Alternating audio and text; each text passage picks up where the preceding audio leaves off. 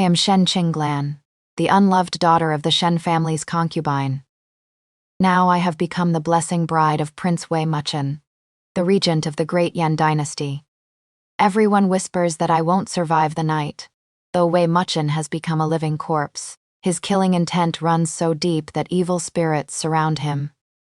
They say the last maid who tried to climb into his bed went mad by morning, screaming about ghosts. I'm not afraid. In fact, I'm rather excited. Red candles crackle, casting the wedding chamber in dancing shadows. I lift my veil and stare at the man lying on the bed. Hola, what do you think of our story? Your support is my motivation to keep updating. Feel free to click on the homepage to see more of the full story. Please make sure you're in a comfortable position. We'll begin the main story shortly. Leave a comment below and tell us which city you read our story in. Extraordinarily handsome Zhen's sharp brows sweep toward his temples, a high noble nose, and even with closed eyes, an aura of unapproachable authority radiates from him. What a pity he is a living corpse. The physicians say he has been poisoned with a rare toxin. Apart from breathing, he is no different from a dead man. Your Highness, I say, poking his ice-cold cheek. The texture feels like fine cold jade. The night is long, and I'm not sleepy. No response. I pinch his nose. Still nothing. Not only is he a living corpse, but one without any sensation whatsoever. Sighing, I pull from my sleeve a well-worn book, Zan Records of 10 Most Haunted Houses. This is my treasure.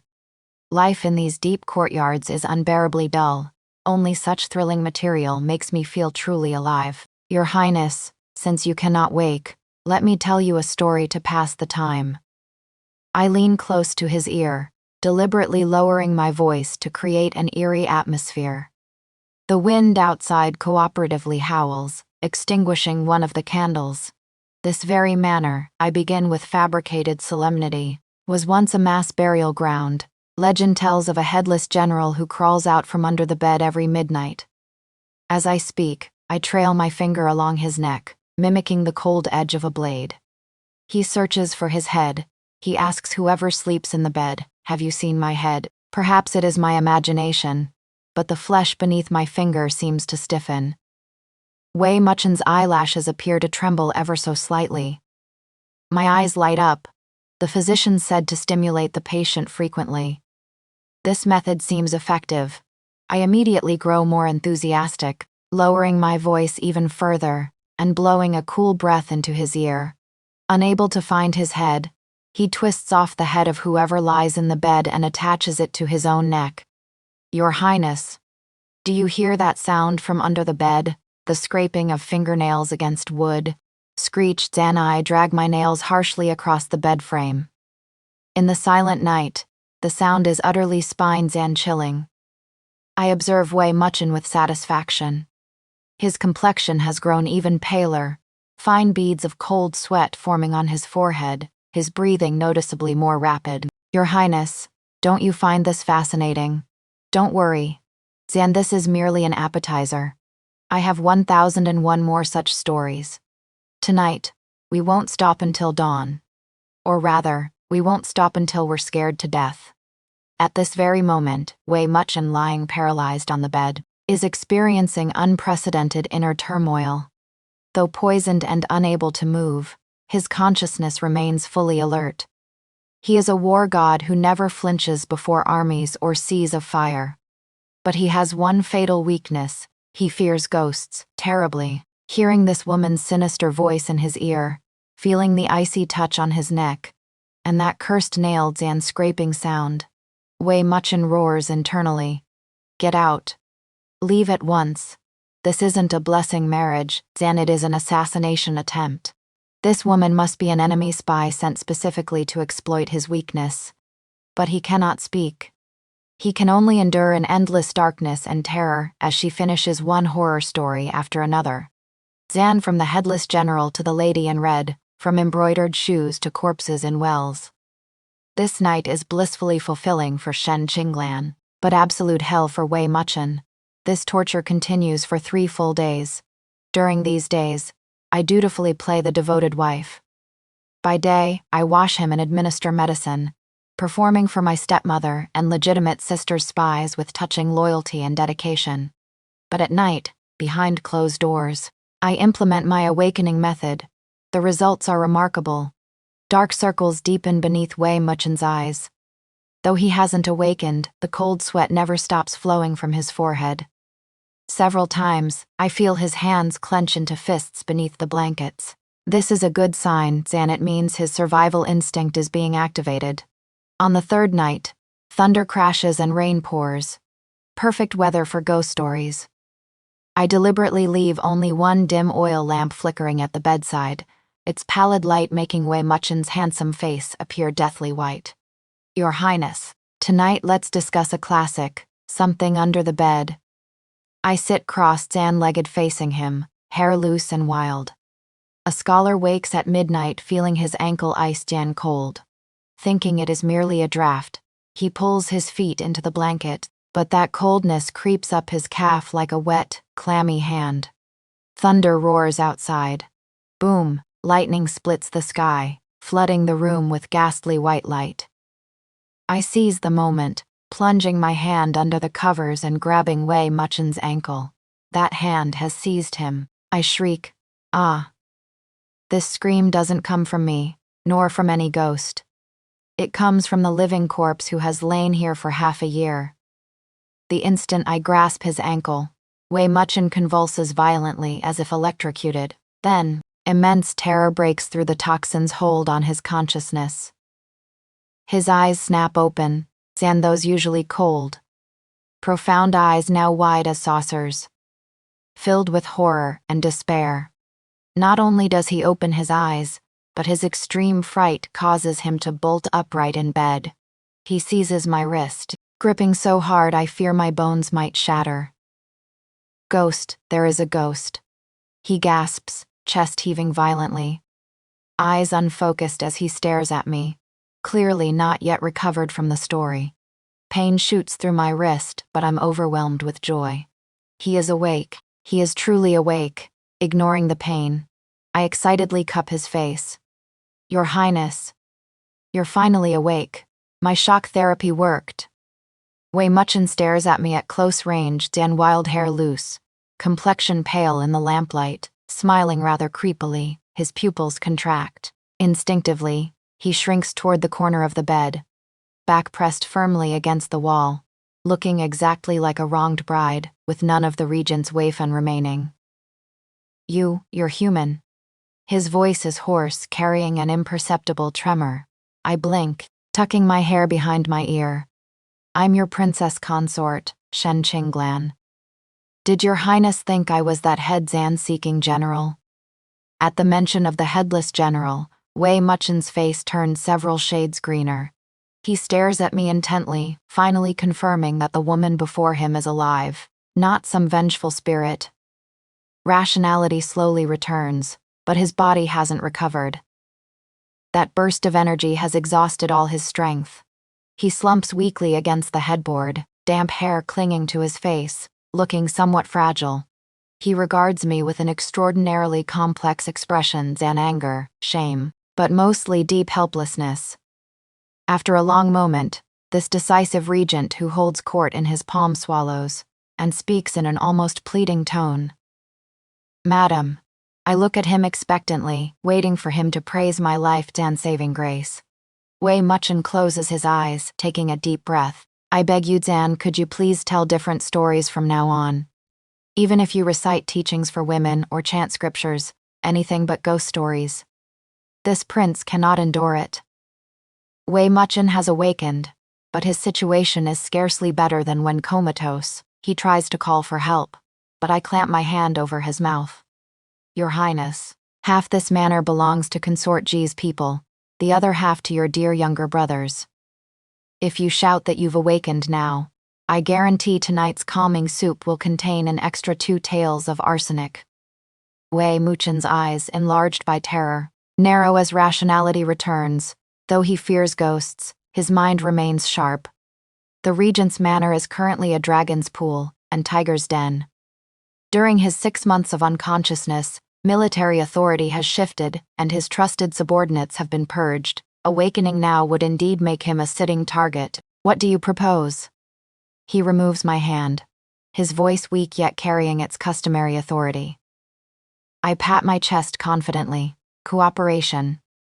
I'll cover for you, shield you from those demons and monsters. You pretend to remain comatose while secretly building your strength. When it is done, I want 10,000 taels of gold plus a divorce decree. Wei Muchen eyes me suspiciously. That simple. That simple. My smile couldn't be more sincere. Of course, if your highness could also gift me that rare copy of Strange Tales from your study, that would be even better. Wei Muchen's mouth twitches. Deal. Thus begins our cooperative life. By day, Wei Muchen continues playing dead while I perform beside the bed. Zan sometimes weeping pear blossoms in rain, how bitter your highness's fate. Sometimes wiping non-Zan existent tears. This humble wife will guard you forever. Consort G's spies eavesdrop outside the window, nodding repeatedly, reporting back that this foolish blessing bride has been completely manipulated. Only at night, with the door closed, does Wei Muchen's true tribulation begin. Since you're awake, your health regimen cannot stop. I sit crossed-legged on the bed, holding my unfinished haunted houses. Wei Muchen, who had been resting with eyes closed, visibly tenses at the familiar sound of pages turning. Shen Qinglan. He hisses furiously. Didn't this prince promise you gold? Why must you continue with these stories? Your highness misunderstands. I reply with complete seriousness. Your poison is barely cleared, your consciousness still fragile. You need continued stimulation to maintain alertness. This is called desensitization therapy. Besides, the night is so long, Zan. How boring without stories. Wei Muchen grinds his teeth, but his body hasn't recovered enough to overpower me, nor can he call for help. He takes a deep breath, attempting negotiation. Tell something else. Romance stories, Dan. This prince enjoys those. Oh, I didn't realize the war god had such refined taste. Very well, as you wish. I clear my throat. Once, upon a time, a scholar traveled to the capital for examinations. Lodging in a desolate temple, he encountered an exceptionally beautiful woman. They fell in love at first sight, spending the night in passionate embrace. Wei Muchen's expression softens, even showing satisfaction. And then, I suddenly lower my voice, laughing sinisterly. Then the next morning, the scholar awoke to find he wasn't embracing a beauty, but a half-Zan-rotted skeleton. The woman was floating from the rafters, staring down at him with hollow eye sockets. Beloved, did you find my skin pleasing? Shen Qinglan. Wei Muchen hurls a pillow at me, then burrows under the blankets, wrapping himself like a cocoon. His muffled voice emerges, tinged with despair. This prince will divorce you. Certainly. I catch the pillow, laughing so hard I roll on the bed. Teasing this outwardly cold but inwardly timid war god is simply too entertaining. Our peaceful days don't last long. Consort G grows restless. Apparently, because I've cared for Wei Muchen so well. Zan. Though still unconscious, his complexion has notably improved. Zan Shi fears complications and decides on drastic measures. Since this blessing bride has a hardy fate, they'll scare her mad instead. That night the wind blows with eerie force. Wei Muchen lies under his blankets in false sleep, when suddenly, a piercing wail echoes from outside the window. Return my life. Return my life. The voice drifts erratically, accompanied by a white Zanxiatado with disheveled hair swaying outside the window paper. The room's temperature plummets. I'm shelling melon seeds when I pause, turning toward the bed. Good heavens, Zan the regent has gone completely rigid. Though his eyes remain closed, his lashes tremble like sieves. His hand outside the blanket grips the sheets so tightly his knuckles have turned white. If not for maintaining his comatose facade, I suspect he'd have leaped up with sword drawn. Your Highness, don't worry, I whisper in his ear. Though that wailing sounds like a hanging ghost and the shadow resembles a water ghost, based on my extensive experience. Zan. Wei. Muchen's eyes snap open, filled with terror. He mouths silently. Shut up, there is a ghost, protect me. I roll my eyes. What poor courage. It is not a ghost, Zan. It is a clumsy trick. I jump from the bed, rolling up my sleeves, daring to play tricks with axes before Master Guan, attempting supernatural deception before me, Zan. They clearly haven't asked what raised me. I throw open the door and stride out boldly. The white shadow still sways outside. Seeing me emerge, it wails louder, attempting to lunge at me. Take your life. Take your big ghostly head. I grab the door bar and swing it at the shadow's shins. Ow. The previously shrill ghost Zan doubly transforms into a rough male voice. The ghost clutches its leg, rolling on the ground. The fake wig falls half off, revealing a servant's familiar pockmarked face. TSK. I use the bar to lift the wig, looking utterly disgusted. Such poor costume work. The wig isn't even clean. The makeup is terrible, Zan, not even blended properly. And this hanging rope. I point at the thick rope dangling from the tree. So thick, Zan, do you think I'm blind? The servant is terrified. He'd expected to frighten this delicate princess, Zan. He never imagined she'd be fiercer than any ghost. Zan, princess, spare me. This humble one was only following orders. I crouched down, my face adopting a smile more benign than any ghost's following orders. Whose orders? If you don't tell the truth, I'll tie you to this tree and recite "Ghost blows out the light all night until real ghosts come to keep you company." The servant's face turns green. Rumors that this princess told ghost stories until she woke the comatose prince have already spread throughout the household. It was Consort G. She ordered this humble one to dress as a ghost and frighten you. I nod with satisfaction and kick him over. Roll back and tell her. Next time she wants to scare me, hire someone competent. This crude nonsense, Dan, who is she insulting? The servant scrambles away. I toss aside the bar, dust off my hands, and return inside. Wei Muchen has sat up, leaning against the headboard. Though his face remains somewhat pale, his gaze has transformed, Dan, filled with awe, as if beholding a demon, Dan vanquishing a mortal. Resolved, he swallows. Resolved, I pour tea and hand it to him. Just a servant, Wei Muchen accepts the tea, his hand still trembling slightly. He glances toward the window, then at my utterly composed demeanor, and sighs sincerely. Shen Qinglan. Honestly, this prince finds you more frightening than ghosts. That strike, Zan, it sounded excruciating. I grin mischievously, leaning closer. Your Highness flatters me. Now that the ghost is driven off, shall we continue that story about the scholar and the skeleton spirit? Wei Muchen's hand jerks, spilling tea across the blankets. Rest immediately now. After Consort G's ghost scheme fails, the manor quiets for several days, but the tree wishes for stillness while the wind will not cease. Today marks the third Zande return visit. Though Wei Muchen remains comatose, as the blessing bride, I must still visit my natal family for appearances. To give me confidence, Wei Muchen has the steward prepare lavish gifts and assigns a pair of the manor's personal guards as escorts. The Shen residence entrance is festooned with lanterns. My legitimate elder sister, Shen Wanwan, stands at the gate, eagerly awaiting. Originally, she was supposed to marry the regent. But upon hearing he'd become a living corpse requiring a blessing bride, she absolutely refused. Only then did the opportunity fall to me, a concubine's daughter now. Hearing that the prince not only hasn't died but shows improved color with signs of awakening. Her intestines are green with regret. At the banquet, Shen Wanwan stares at my fine shoe brocade robes and the imperially bestowed eastern pearls in my hair, jealousy practically overflowing from her eyes. Sister is truly blessed, she begins with saccharine sarcasm, raising her wine cup. I thought you'd married to maintain a living widowhood. Who knew His Highness would be so devoted? But then again, a concubine's daughter, Zan, as long as she can cling to high branches, even serving an invalid is acceptable. Surrounding guests whisper, their gazes filled with contempt. I'm about to splash wine in her face when commotion erupts at the entrance. The regent prince arrives, everyone freezes. Several guards carry in a soft palanquin.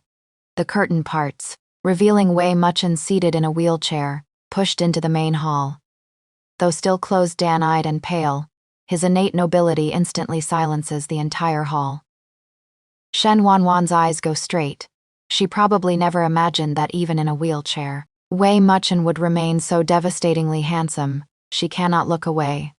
She immediately changes her expression, swaying forward with exaggerated grace. This subject woman greets Your Highness. My younger sister doesn't understand propriety and has failed to serve Your Highness well, causing you to travel while ill. Such offense, as she speaks, she actually extends her hand toward Wei Muchen's, attempting intimate contact. I sneer inwardly. If that hand makes contact, given Wei Muchen's fastidious nature, he'd probably have it severed. But I don't move. Before leaving, I'd whispered in Wei Muchen's ear, if anyone bullies me at today's visit, help me save face. Tonight, I'll skip the hanging ghost story and instead tell Liao Jai's Fox Fairy repays kindness. Fox Fairy sounds much more appealing. Though his eyes were closed, I saw his lashes flutter once, Dan, agreeing. Just as Shen Wanwan's finger is about to touch Wei Muchen, the well-defined hand resting on his knee suddenly moves without warning. He picks up the teacup beside him. With a flick of his wrist, Zan splashed Zan's scalding tea, pours entirely over Shen Wanwan's golden Zan embroidered shoes. Ah, Shen Wanwan shrieks, jumping up graceless. Wei Muchen slowly opens his eyes. Those pupils are black as ink, cold as if quenched in ice. He doesn't look at Shen Wanwan but turns toward me instead.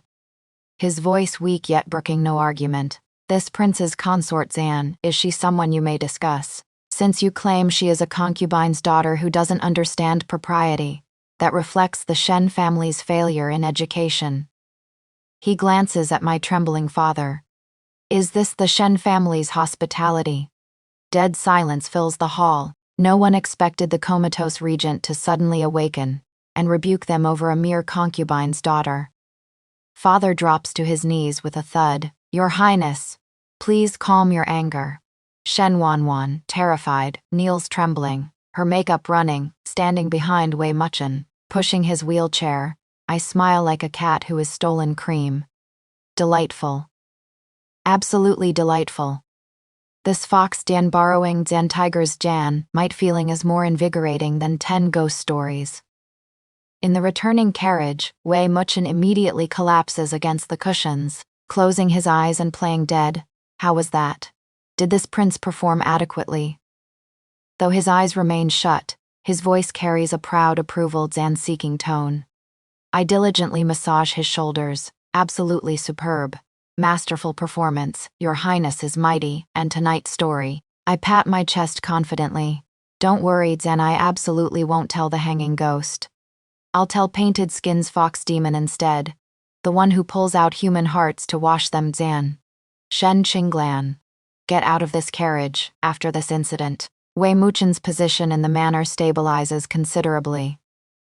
His body recovers increasingly quickly, though still feigning illness in the wheelchair. Secretly, he has begun reconnecting with old subordinates and handling court affairs. One day, I carry a medicine bowl to his study. The study is restricted territory Zan ordinarily. No one but trusted confidants may enter. But I'm now his allied comrade Zan in Zan arms, so the door guards don't stop me. I push inside but see no one. Circling the room, I notice a hidden door behind the bookshelf, slightly ajar. Curiosity kills the cat Zan. I duck inside without thinking. It is a secret chamber. Weapons of every kind line the walls, Zan swords, spears, halberds, gleaming coldly. Clearly a war god's collection. In the center stands an enormous sand table bristling with command flags. Truly a man who accomplishes great things. I'm about to admire his defensive formations when my attention snags on a curio shelf in the corner. That shelf holds no military texts or treasured swords.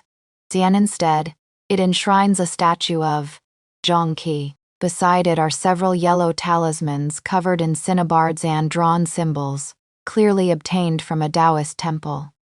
Looking closer, I can make out tiny characters. Jade Emperor, Swift as law commanded Zan demons and ghosts, quickly depart. PFF'd. I can't help it, Zan, I laugh aloud. The mighty prince who kills without blinking, whose reputation terrifies enemy nations, Zan, his secret chamber actually hides this.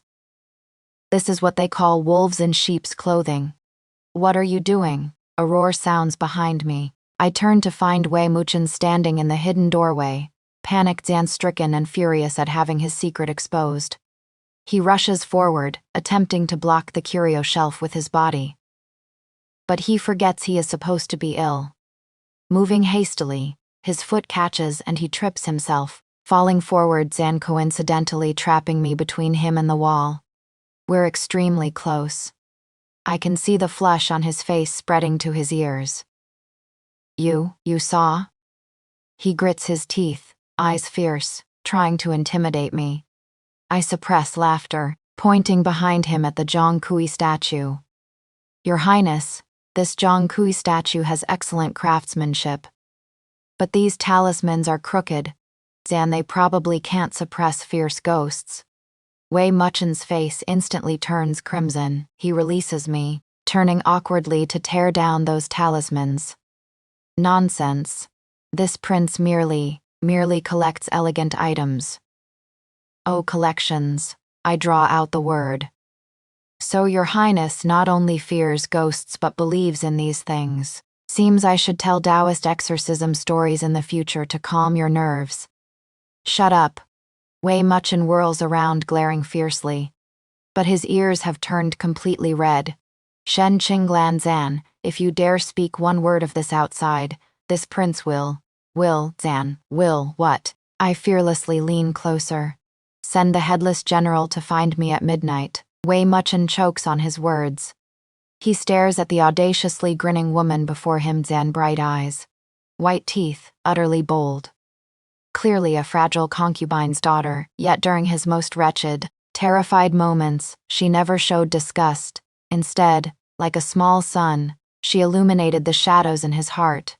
He suddenly sighs, the fierceness draining from his eyes, replaced by helplessness and indulgence. Fine.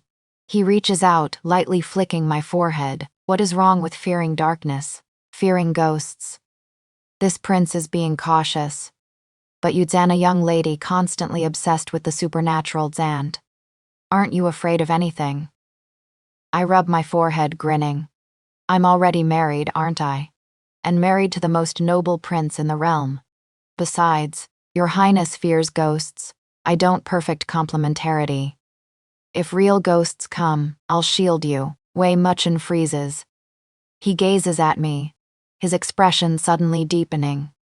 For the first time, I see in his eyes an emotion beyond utility and helplessness, Zan, something tender. Something moved. Good, he says quietly, voice slightly rough. Then this prince's back is entrusted to you henceforth.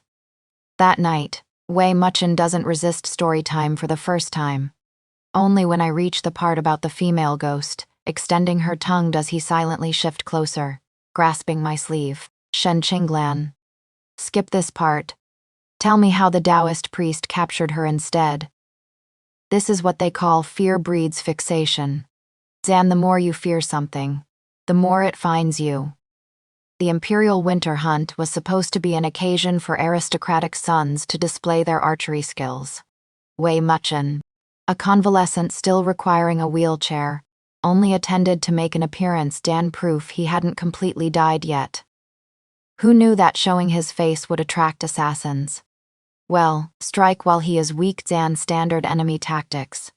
After chaotic fighting, Wei Muchen and I are forced away from the main party, driven into a deep mountains ruined temple.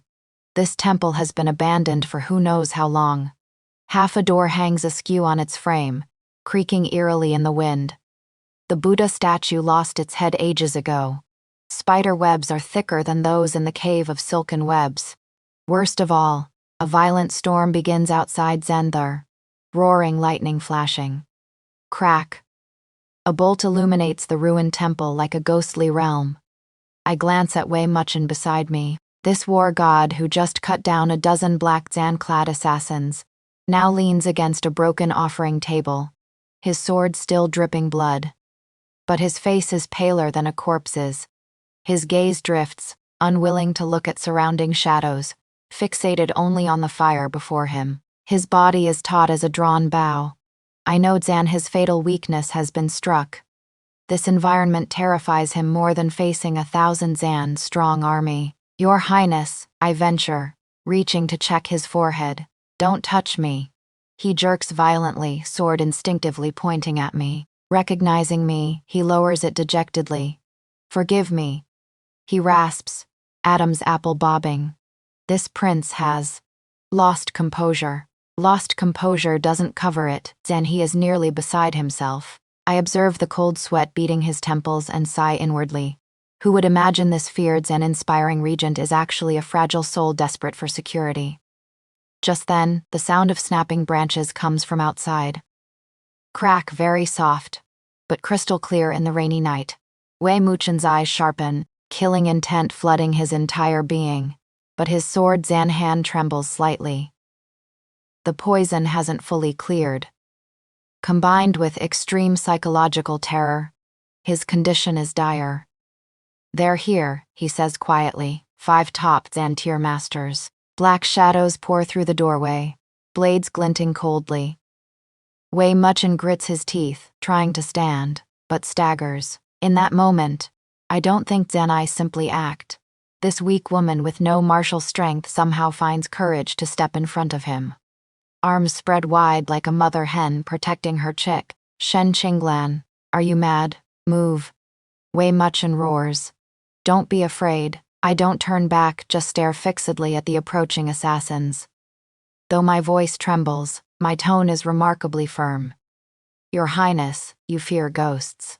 Yes, let me tell you a secret. What do ghosts fear most? Ghosts fear villains. I pull specially prepared lime powder from my sleeved Zan Essential Self-Zan Defense material. My lips curl into a vicious smile. And when it comes to ghost stories, I'm fiercer than ghosts, more villainous than villains. Whoosh. A large packet of lime powder flies into the wind. Cough. My eyes. While the assassins, blinded, scatter in chaos, Wei Muchen stands stunned. He stares at that slender back before him, Zan clearly trembling with fear, yet insisting she is fiercer than ghosts. In that instant, the temple's oppressive gloom seems to fade. The terror in his eyes dissipates, replaced by unprecedented blazing heat. He suddenly feels that headless Buddha behind him isn't frightening anymore. Zan, because ahead, a little madwoman shields him. Fool. He laughs softly, suddenly wrapping an arm around my waist and pulling me close. His sword sings from its sheath like a dragon's cry. Close your eyes, he murmurs in my ear, his tone recovering its usual arrogance. Don't let such filth dirty the princess consort's sight. Sword light flashes, the world falls silent. After that night, the dynamic between Wei Muchen and me undergoes a qualitative shift. Though he remains his stubbornly proud self, refusing to admit how terrified he was. His gaze when looking at me could stretch taffy. Upon returning to the manor, we decide to stop pretending.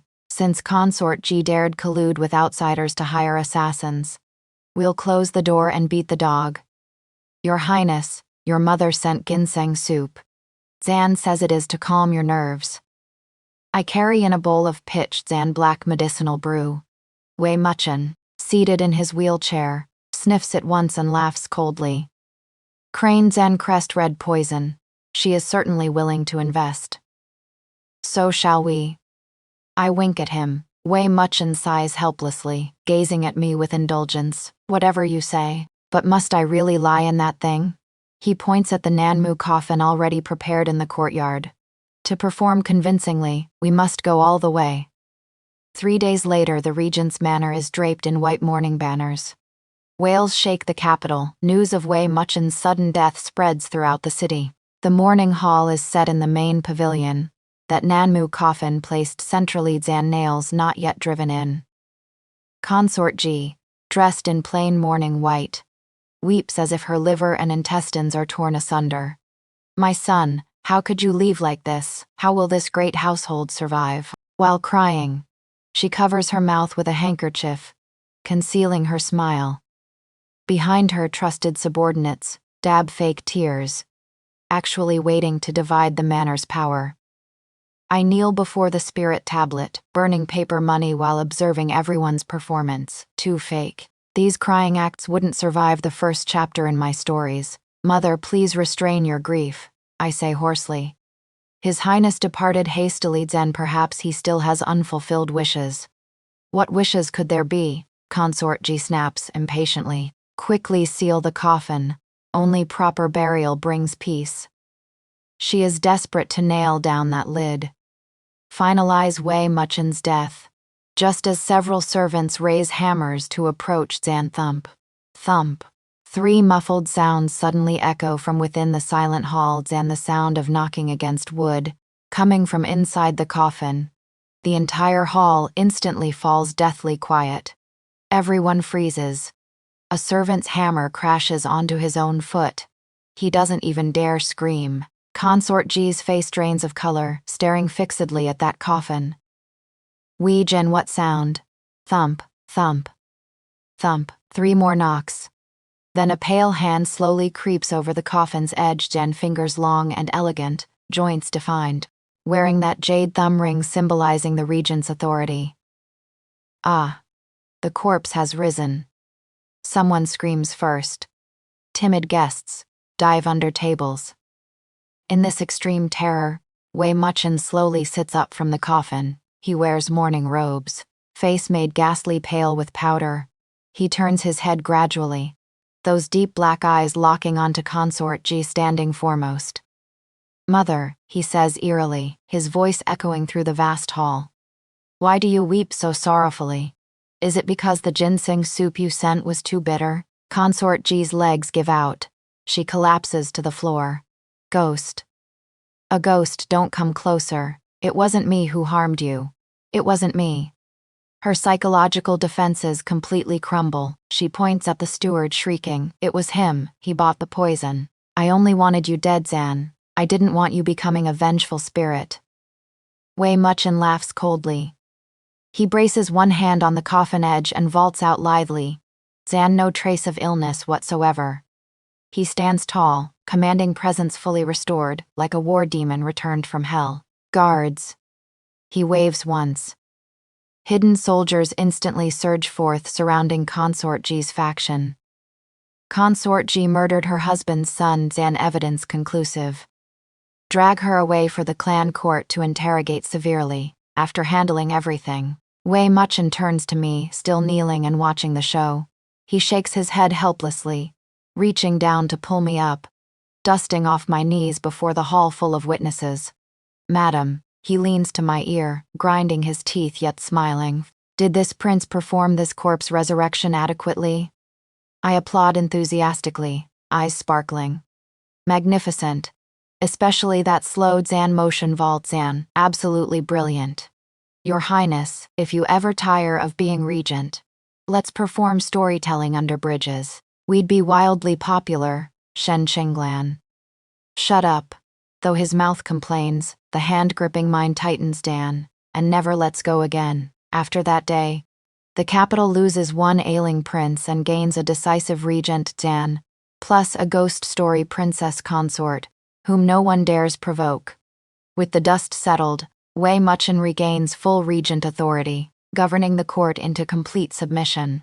I rise with the tide, becoming a princess everyone flatters.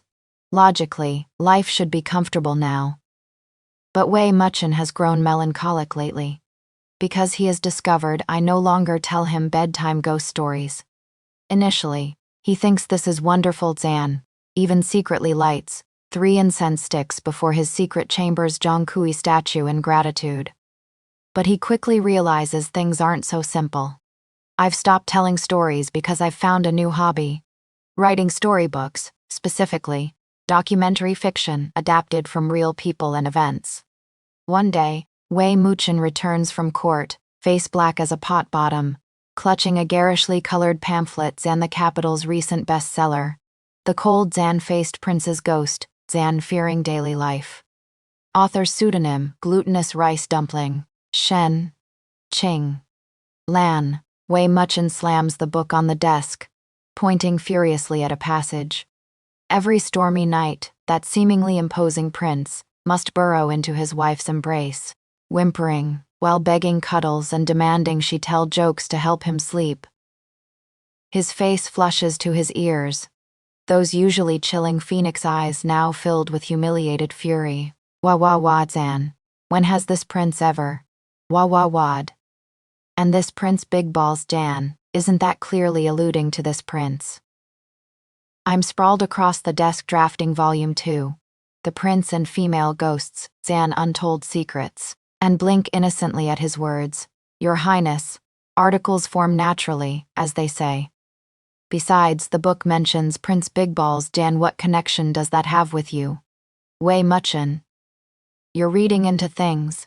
You Zan. Wei Muchen is speechless. He strides over, scooping me from my chair, and trapping me between his arms and the chair back. Warm breath washes over my neck, carrying a hint of danger. Articles form naturally. He narrows his eyes, voice low and threatening. Then shouldn't this prince also perform some textual embellishment on his wife? I shrink my neck guiltily, laughing nervously. That gentlemen use words, not force. This prince is no gentleman. He suddenly leans down, punitively nipping my earlobe, making me shudder. Since Madam so enjoys writing about this prince's private matters, why not accumulate more material? Tonight we're skipping ghost stories and jokes, we'll do something else instead. Hey, wait Zand, it is not even dark yet. Protest invalid. I'm carried into the inner chamber by someone. As facts prove, offend anyone except a powerful man Zan, especially one whose secrets have just been exposed and who desperately needs to reclaim face. After that day, my Volume 2 indefinitely postpones updates. Official reason: author's poor health requires bed rest. Time flies. A year passes in the blink of an eye. The regent's manor welcomes a young heir named Wei Nian. The little one perfectly inherits his father's looks and his mother's wicked taste. When Wei Nian turns 3, one stormy night, Wei Muchen is reviewing documents in his study when he hears Tiny sobbing at the door. Then, a small figure clutching a pillow pitters and patters inside. Father. Wei Nian tugs Wei Muchen's robes, lifting that cherubic little face. Eyes red Zan, clearly frightened by thunder. Wei Muchen's heart instantly melts. He sets down his brush, scooping his son onto his lap, affectionately patting his head. Nianer, don't fear. A real man's and a bit of thunder. Nothing worth mentioning. Come, father will tell you a story to sleep. Father will tell you about the golden age of war, sweeping across 1,000 armies and don't want it. Wei Nian sniffles, refusing in his baby voice. That is boring. I want what mother tells Dan, the one where Wei Muchen pauses. What does mother tell? Wei Nian tilts his head innocently. The story about the skinless beauty who digs out people's hearts to wash and eat, and that auntie who lives in the well and crawls out at midnight to comb children's hair. Wei Muchen, his face visibly pales. In that moment, childhood shadows assault him again. He stares at his biological son, whose eyes shine with anticipation, and feels his back grow icy. Just then, the study door opens. I enter carrying a midnight snack, holding a newly acquired Strange Tales of Laojai. Oh, father and son both here. Perfect Dan. I just read an especially thrilling corpse Dan transformation scene. Let me tell you both. Wei Muchen's entire body stiffens. He looks at the small demon spawn in his arms, then at the large chaos Dan maker at the door. He sighs deeply. This entire family consists of heavy Zan taste enthusiasts. Zant, except him, Madam, he begins weakly, clutching his son like a leaky shield. Could we perhaps discuss something else? Like the cowherd and weaver girl. Wei Nian immediately don't want cowherd weaver girl. Too boring. Want corpse transformation. Right, mother. My son takes after me. It's an excellent taste. I pull over a chair, sit facing them, open the book, and clear my throat, deliberately lowering my voice. It was a pitch Zan black, wind Zan howling night. Outside, lightning flashes, illuminating a warm yet eerie domestic scene. One large and one small male huddle in a grand chair and the large one pale, forcing composure. The small one covering his eyes yet peeking eagerly through his fingers. And that woman animatedly narrates the most terrifying stories. Eyes full of laughter. Wei Muchen gazes at this scene, helplessly curling his lips. Though truly frightened, though truly wanting to flee, as long as they're here, even hell doesn't seem so terrible. Fine, he sighs inwardly, reaching out to clasp my storied and turning hand. Fingers intertwining. Who told him to choose this princess consort himself? He accepts his fate, spring arrives, and the capital buzzes with gossip about a haunted manor on the city's eastern outskirts. They say this estate once belonged to a wealthy merchant who mysteriously vanished overnight. Since then, anyone who enters never returns. Passers-by at night hear weeping and see flickering ghost lights. The government has sealed it thrice, but the locks break themselves each time. When I hear this news, my eyes practically glow. Your Highness, Your Highness.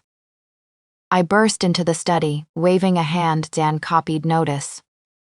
There is a genuinely haunted house, a real one, we must investigate. Wei Muchen, reviewing memorials, doesn't even lift his head. No. Why not? I lean across his desk, eyes sparkling with anticipation. Think about it, Zan, real paranormal phenomena.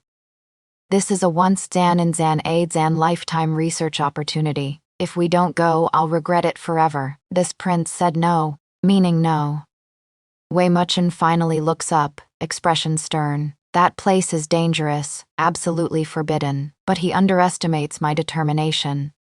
That very night, while he is allegedly sleeping, I change into night clothes, grab my investigation toolkit, and prepare to sneak out. Just as I reach the manor gate, a cold voice sounds behind me, planning to go alone. I stiffen, turning slowly. Wei Muchen stands in the moonlight, also dressed in black, arms crossed, face dark as a brewing storm. Your Highness, what coincidence. Evening constitutional. I laugh nervously. Shen Qinglan. He approaches step by step, grinding his teeth. Do you think this prince is blind? You've been restless all day, constantly glancing toward the east. Did you really imagine you could hide your intentions? I scratch my head, abandoning pretense. Since you've discovered me, want to come along? Wei Muchen's eye twitches. This prince came to stop you. But you're already dressed for it. I point at his night clothes. Don't tell me you wear stealth attire for bedtime. He is silent for a long moment before exhaling heavily, his expression suggesting swallowing bitter medicine. If this prince doesn't accompany you, you'll go anyway and likely get into trouble. Fine, but you must follow this prince's arrangements and no reckless actions. I immediately salute. Yes, Your Highness. I'll absolutely obey orders. Wei Muchen glares at me, clearly disbelieving, but still fetches his sword. Let's clarify up front, he says as we walk. If we truly encounter anything unclean, you must protect this prince. I stifle laughter. The mighty regent, preparing to explore a haunted house, actually negotiates protection terms first. Too adorable. Don't worry, Zan. I'll guard Your Highness properly. The eastern outskirts manor is even more desolate than rumored. Tall walls surround the estate, black tiles and white walls, but the gates hang askew. Weeds choke the courtyard, reaching waist-Zan high. Under moonlight, the entire place exudes eerie, deathly stillness. Your Highness, shall we enter? I'm eager to try. Wei Muchen grips his sword tightly, face somewhat pale, but maintains composure. Stay close to this prince. Don't wander. We push through the main gate. Ancient hinges creak, Zan Zan, the sound especially jarring in the silent night. The front courtyard is overgrown with wild grass. A dried Zan up well sits in the corner, its black opening resembling a gaping maw. They say the merchant's entire family died in one night. Bodies never found. Some claim they were thrown down this well. I crouch by the well, peering down, bottomless darkness. Shen Qinglan, Wei Muchen yanks me back. Didn't this prince tell you not to act rashly? I'm just looking, I mutter, but obediently step away from the well. We continue toward the main hall. The building's doors and windows are intact, but paper window coverings have long since yellowed and torn, flapping in night breezes with rustling sounds. Wei Muchen pushes open the main hall door. Dust billows out. Zan, clearly no one has entered in ages. Interior furnishings remain oddly complete. Tables, chairs, tea sets, Jan, even the teapot on the table, though covered in dust, suggests the occupants left mid-Zan tea. Strange, I murmur. If the family died suddenly, why is everything so orderly? Not even signs of struggle. Wei Muchen surveys the surroundings, frowning. This prince also finds it peculiar. Moreover, he pauses, expression growing grave. Do you notice, since entering, we haven't seen a single rat or insect? Living creatures instinctively avoid places with heavy yin energy. As he speaks, a cold wind suddenly blows through the hall. Whooshed, and the few remaining candles we'd lit simultaneously extinguish. Darkness swallows everything. Your Highness, I call softly. Here. Wei Muchen's voice sounds nearby, but I detect a tremor within. Don't move, this prince will relight the candles. Just then, a faint sobbing drifts from the building's second floor. Woo, woo, like a woman's crying, or perhaps a child's, indistinct, drifting intermittently. I feel Wei Muchen's entire body tense, his hand gripping my wrist, tightening unconsciously. Did you hear that? His voice is extremely low. Heard it. I pat his hand. Don't panic, Zan, might just be wind through the beams.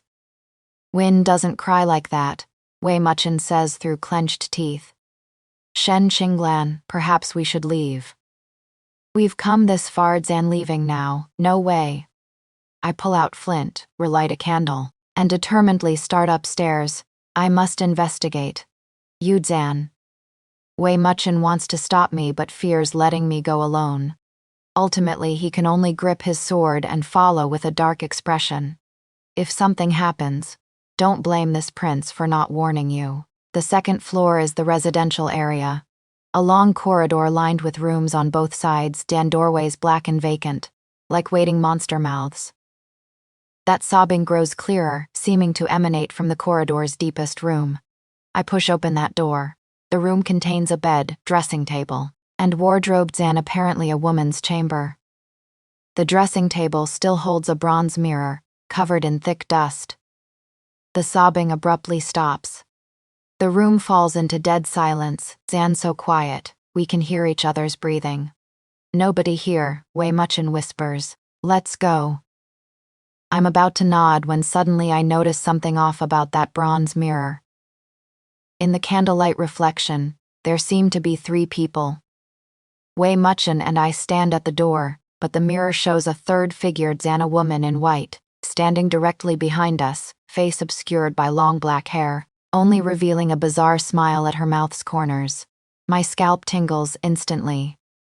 Your Highness. Don't look back, but the mirror. Wei Muchen follows my gaze toward the mirror.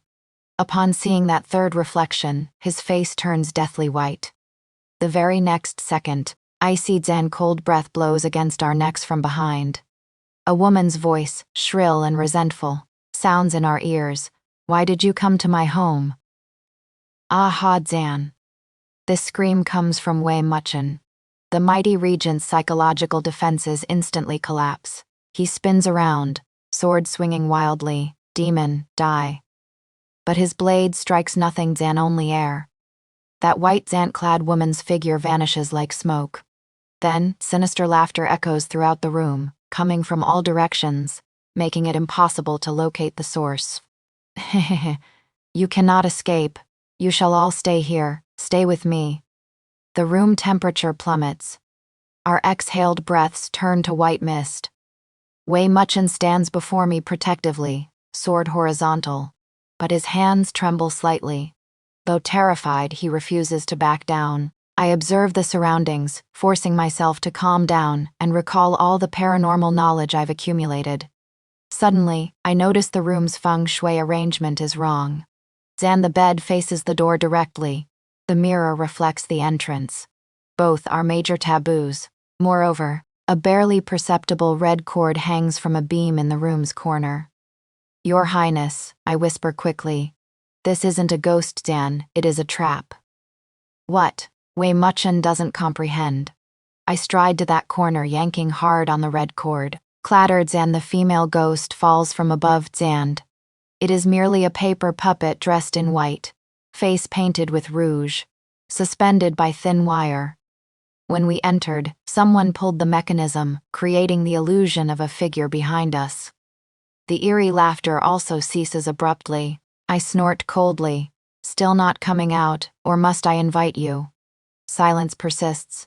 Then forced laughter sounds from behind the wardrobe. Impressive, princess consort.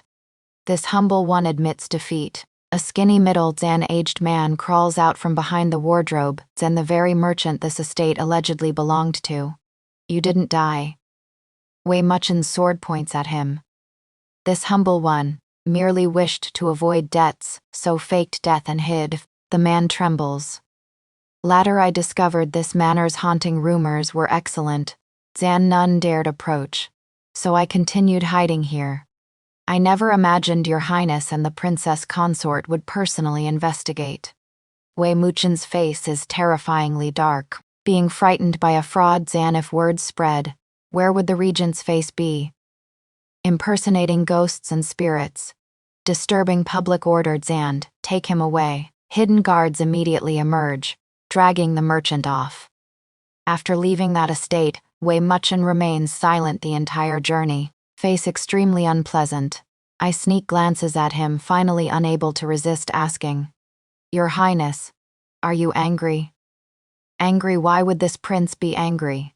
He responds coldly, clearly very angry, because you were deceived. This prince was not deceived. Wei Muchen denies reflexively, then realizes his words are unconvincing, growing even more irritated. Fine, Zan, this prince was briefly startled, satisfied. I burst into laughter, linking my arm through his. Your Highness, actually I think you were very handsome just now. Wei Muchen glances at me skeptically. Handsome? This prince was clearly terrified to paleness. What is handsome about that? Handsome because even while frightened, you still protected me, I say earnestly. That sword struck Zan, though it hit nothing. Your protective intent was genuine. Wei Muchen pauses, his expression softening somewhat. You're this prince's wife. Protecting you is only natural. He averts his gaze, tone resuming its usual arrogance. But remember this lesson, and next time you want to explore haunted locations, you must inform this prince first. Don't sneak out alone. So, there'll be a next time. My eyes brighten. Wei Muchen. He realizes he is trapped by his own words. Absolutely not, Zan, no next time. He quickens his pace. Return to the manor, Zan, this prince must rest well. Tonight's fright has been excessive. I hurry after him, laughing. Your Highness, don't rush. I have a newly collected paranormal case. I want to discuss with you, Zan. Shen Qinglan. Don't follow this prince. One figure flees ahead while another chases behind, laughter echoing through the night. That night, I originally thought Wei Muchen would be too traumatized to sleep. Unexpectedly, after returning to our chambers, he suddenly pulls me into his arms. Your Highness, I'm confused. Wei Muchen says nothing, merely holding me tighter, chin resting atop my head. After a long silence, his low voice sounds, Shen Qinglan. Thank you. I startle. Thank me for what? Thank you for always standing with this prince, he says quietly. Whether facing real danger or false alarms. You never mock this prince's timidity. My nose tingles with emotion. I wrap my arms around his waist. Fool Zan, you're my husband. I don't find you timid, I think you're adorable. Adorable. Wei Muchen's tone turns dangerous. This prince is the regent, Zan. How can I be adorable? Fine, Zan, not adorable, mighty and domineering. I quickly correct. Wei Muchen harumphs, then suddenly flips me onto the bed. Since Madam finds this prince so interesting, why not let you experience something more interesting? Wait, Your Highness, Dan, what are you doing? Dan MMPH. That night, I deeply understood one truth: never provoke a man who has just suffered fright, Zan. Especially when that man is the regent with absolute authority. The next morning, I wake in Wei Muchen's arms, my entire body aching. He is already awake, propping his head on one hand, gazing at me with a smile. Awake, rested well. I glare at him resentfully. Your Highness, didn't we agree on logical discussion? How did it become that? This prince was discussing logic with you, Wei Muchen says innocently. Madam's research spirit is so vigorous, and naturally this prince must cooperate fully. I'm rendered speechless. By the way, Wei Muchen suddenly remembers something. About last night's events, and if you dare write them into your storybook, this prince will. Will, what? I challenge. Wei Muchen leans close, breathing into my ear. Will make you unable to leave bed for 3 days. My face instantly flushes. You, shameless. Being shameless with one's own wife, Zan. Is there a problem? Wei Muchen laughs lowly, highly satisfied with my reaction. Looking at his roguish yet tender expression, I suddenly feel that such days are truly wonderful. Although my prince fears ghosts, is sometimes childish, occasionally tyrannical, Zan, he is the person who will always stand before me when I need him, willing to overcome his deepest fears for my sake. And I will always be his bravest backing, his warmest support. Even if we truly encounter ghosts someday, we'll face them together, Zan, nothing to fear. Epilogue note. Years later, this haunted manor incident becomes another best-selling chapter in my storybook series. Though Wei Muchen confiscates the manuscript multiple times, it somehow always mysteriously leaks and spreads throughout the capital. The regent eventually gives up resistance, resignedly accepting that his ghost Zan-fearing reputation is now permanently established in literary history. But he doesn't mind Zan because every story mentions that even while frightened, he never forgot to protect his beloved wife. That alone suffices.